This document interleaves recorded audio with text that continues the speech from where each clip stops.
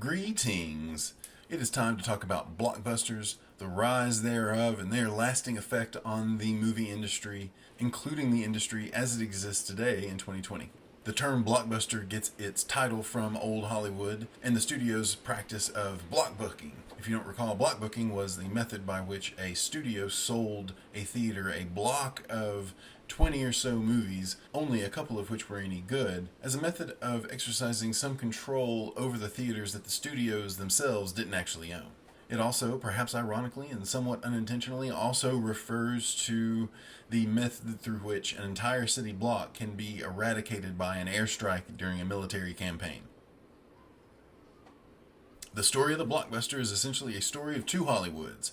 There is the story of Hollywood before Jaws and then Hollywood after Jaws. Before Jaws was New Hollywood. After the decline of the studio system because of the Paramount case, Hollywood essentially went entirely independent. Major studios were relied upon for cash funding and equipment and space and all of the industrial essentials for making a film, while most of the decision making was left in the hands of the directors. Because most of the creative control was in the hands of the directors were now at more leisure to express their creative vision as auteurs. Aesthetically, New Hollywood was geared towards more subtle and smaller scale character-driven dramas. Such films were easier to fund by the big studios because they were more interested in character development, narrative experimentation.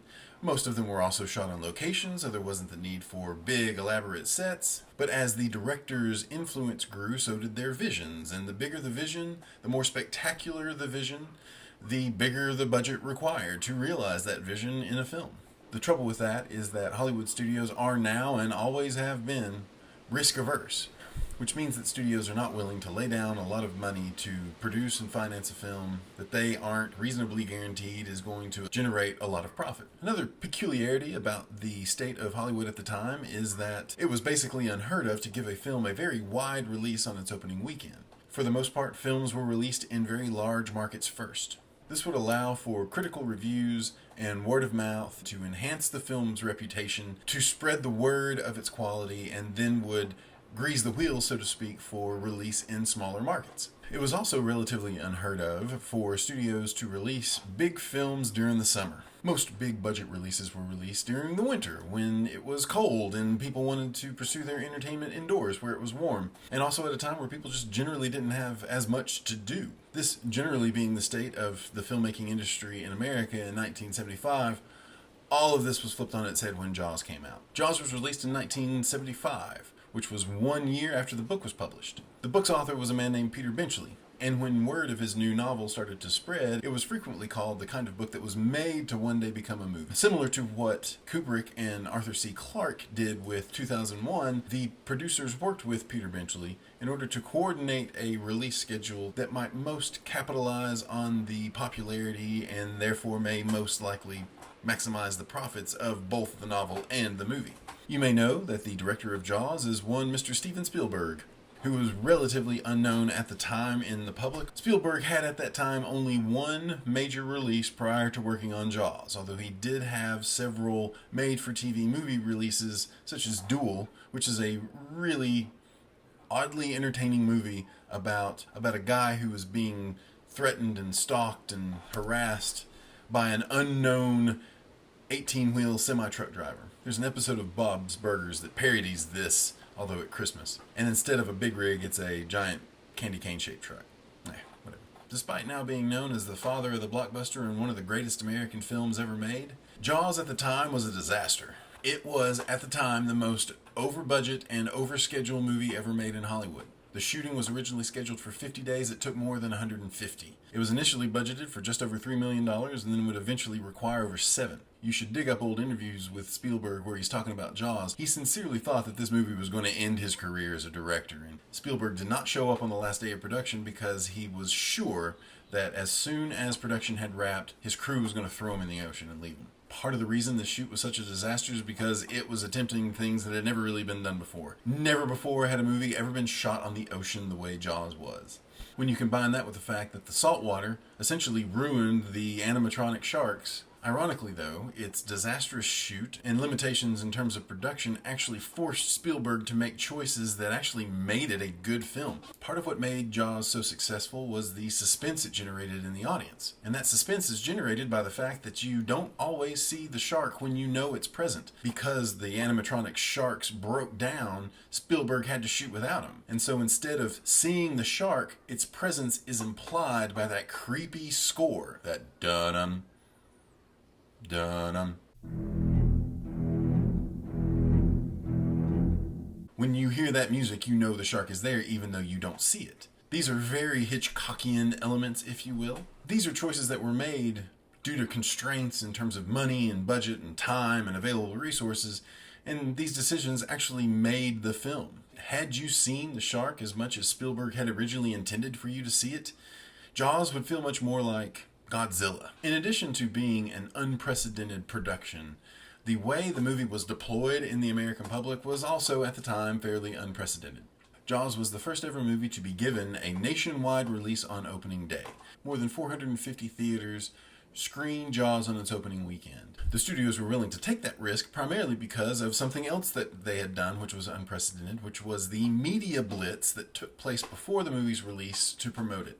In the weeks leading up to the release of Jaws, commercials promoting the movie were viewed multiple times every night during primetime television. This was also the first movie to receive a large-scale merchandising campaign.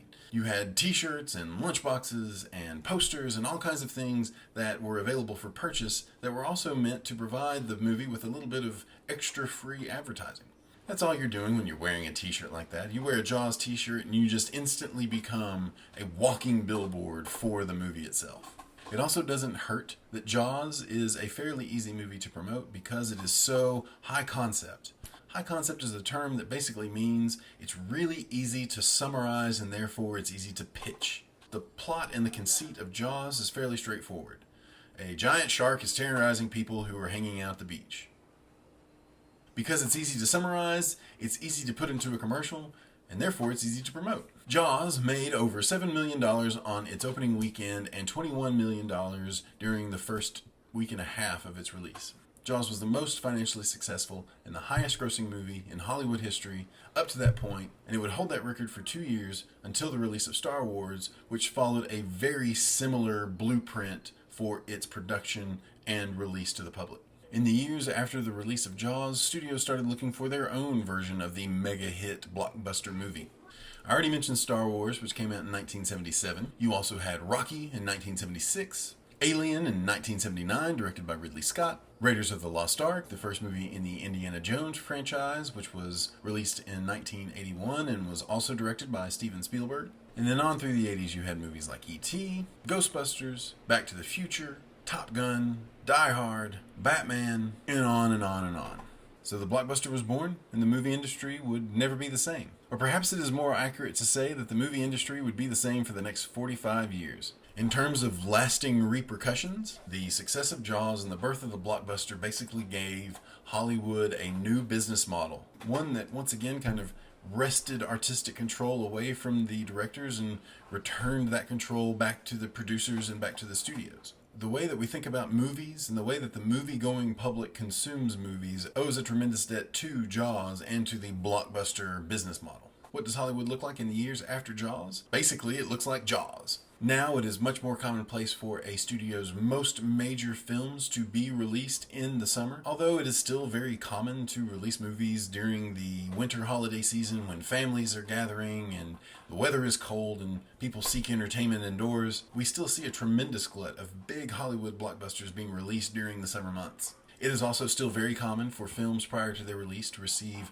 a couple of weeks or these days possibly even several months worth of advertisement saturation and marketing promotion meant to hype the movie and bring people to the theaters. It also had the unfortunate effect of making major studios increasingly more risk averse. In order for a studio to invest money into a film project, there had to be some guarantee that it would make the same kind of money. Once studios realized it was possible for a movie to make as much money as Jaws did, suddenly the studios became very gun-shy about funding movies that weren't guaranteed to make that kind of money. And because of that, creative power slowly started to trickle away from the directors and went back to the studios. In order for a studio to lay down the capital in order to finance a film, it had to be simple and high concept because it needed to be marketable.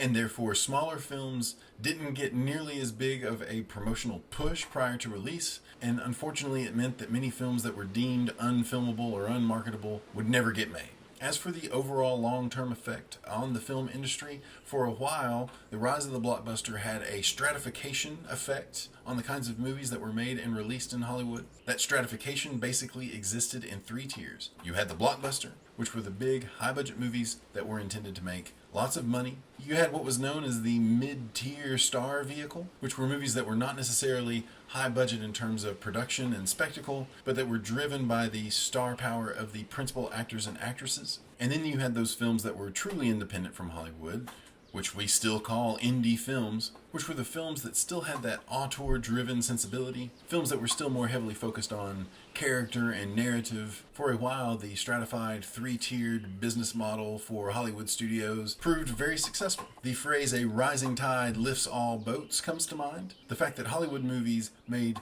obscene amounts of money meant that Hollywood studios had money to spend and invest in film projects that might not have been as profitable, but still pushed film forward as an artistic medium. The blockbusters made all the money, the mid-tier films produced the stars, and the independent films won the awards. And so with the birth of the Hollywood blockbuster, we finally find ourselves speaking of the filmmaking industry in terms that we are familiar with and that are emblematic of what we know of film today in the year 2020. If you think about it, a description of the production and distribution of Jaws can essentially serve as a boilerplate description for just about every major movie made today. That three-tiered, stratified business model for filmmaking sustained Hollywood throughout the 80s and into the 90s. And while it's easy to criticize a lot of blockbuster movies for being kind of unchallenging, middle of the road, more focused on mass appeal and generating lots of revenue at the expense of plot and character, but the money generated by the revenue from blockbusters frequently helped to fund the smaller independent films that would make famous such folks like Quentin Tarantino, the Coen brothers, Spike Lee. There's so many directors still working today that we revere as legends and titans of the film industry that got their start because their movies were funded by the runoff from Hollywood blockbusters. Furthermore, the revenue generated by blockbusters also helped propel the industry forward in terms of technology. It helped make practical special effects and CGI effects just better and better and better because more and more money meant more and more resources for development. Incidentally, Steven Spielberg was almost always at the creative forefront of that. It's really easy to forget that Jurassic Park was a movie made in 1993. That seems absurdly early for the kind of lasting quality that movie seems to have. Another big problem now is that just like in the 50s, the film industry is finding itself with heavy competition that it hasn't had in previous years. That competition comes in the forms of things like video games, and streaming services like Netflix and Amazon Prime and Hulu, and essentially any other kind of entertainment where the person is no longer required to leave their house in order to enjoy it, such that the movies that you go to a theater to see is not just a blockbuster, but it is a blockbuster movie that is now part of a huge and already successful franchise. It's either part of a cinematic universe, or it is a new iteration of an already established and successful franchise, or it is a remake of a movie that has already been successful, or it is a reimagining of a franchise or an intellectual property that has always proven successful, or it is an adaptation of a book or a TV series or a video game. Hollywood does not want to take risks on movies that isn't going to make it a lot of money. It is what it is, but it is also hard to argue that this model and the increasing strain that this model is in the year 2020 hasn't had a somewhat detrimental effect on the movie industry as a whole. When is the last time you went to a theater to see a romantic comedy? Don't worry, I'll wait. When the names of the Oscar nominees are released at the end of the year, how many of them have you seen just through your normal theater-going, movie-viewing habits? The fact that people don't leave their house anymore means that most theaters are going broke. Just puts more increasing pressure on theaters to show big blockbuster movies that are no longer just releases that might entertain an audience of an evening. Now the big movies that get released in theaters are cultural events, predicated on the belief that just about everyone in the country is going to want to see it. Everyone wanted to see the last Star Wars movie. Everyone wants to see the new Avengers movie. Not as many people want to see the new Batman or Superman movie, but they keep making them for some reason. Fortunately, though, we do have things like Netflix and Amazon Prime. And these streaming services started out being just a new medium for you to access movies that were made by Hollywood, but then themselves became so thunderously successful that Netflix and Amazon and Hulu are now able to fund and release their own independently made films. And because Hollywood so clearly has a firm grip on the big major release blockbuster films, the movies that get made by Netflix and Amazon and Hulu tend to be the kind of movies that Hollywood doesn't make anymore. The smaller, low-budget, character-driven dramas, the romantic comedies, the buddy comedies, and then films that are even more experimental. Think of Martin Scorsese's last movie, The Irishman. It's over 3 hours long. That is not a movie that people are going to buy a ticket and go sit in a theater for 3 hours to watch. Its 3-hour runtime is almost negligible now, since because it's coming to you on Netflix, if you get tired or run out of time and need to go do something else, you can just pause it. Come back and pick up where you left off whenever you're ready. This is the world that Hollywood has to compete with now, and it is choosing to do so by putting all of its eggs in the Blockbuster basket. A lot of people like to think that the Blockbuster killed the Hollywood industry, but the people who say that are primarily thinking of movies as the things that you still have to go to theaters to see. A lot of people don't consider a Hulu original to be a legitimate movie. It was only recently that movies that were made and produced and distributed through these at-home streaming services to be considered even worthy of Oscar nominations. You even still have people like Spielberg himself saying that Netflix movies aren't really movies and shouldn't be nominated for Oscars. Sorry, Steven, but it's partially your fault that they are now. So there you have it.